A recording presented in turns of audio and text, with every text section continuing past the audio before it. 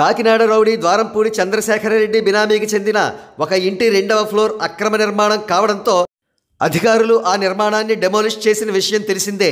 అయితే ఆ నిర్మాణం కూల్చివేత సమయంలో ద్వారంపూడి అక్కడకు వచ్చి కాస్త న్యూసెన్స్ క్రియేట్ చేయడంతో పోలీసులు అతడిని తోసివేసి అక్కడ నుండి పంపించి వేశారు.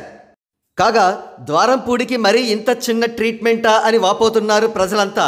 ఎందుకంటే ద్వారంపూడి చేసిన పాపాలు అటువంటివి. ఇతడు తన గూండాయిజంతో గతంలో జనసేన వీర మహిళలను కొట్టించాడు. డిప్యూటీ సీఎం పవన్ కళ్యాణ్ గారిని ఎన్నోసార్లు లకారాలతో తిట్టాడు. నారా లోకేష్ గారిని మరీ నీచాతి నీచంగా నీ DNA ఏమిటో చెప్పు అని ప్రశ్నించాడు. ఇక గంజాయి సాగు ద్వారా, ఇల్లీగల్ మైనింగ్ ద్వారా, బియ్యం అక్రమ రవాణా ద్వారా కొన్ని వేల కోట్లు సంపాదించాడు.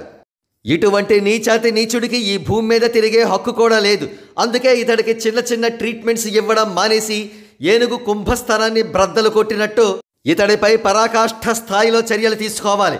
అప్పుడే అవినీతి అంతానికి నాంది పలికినట్లు అవుతుంది. అంతేకాదు, ఇతడికి పడే శిక్షలు ఏ విధంగా ఉండాలంటే ఇక ముందు ఎవరైనా కూడా ఇతడి స్థాయిలో తీవ్రమైన అవినీతికి పాల్పడితే వారందరికీ ఇతడి గతే పడుతుందనే విషయం తేటతెల్లం కావాల్సిందే.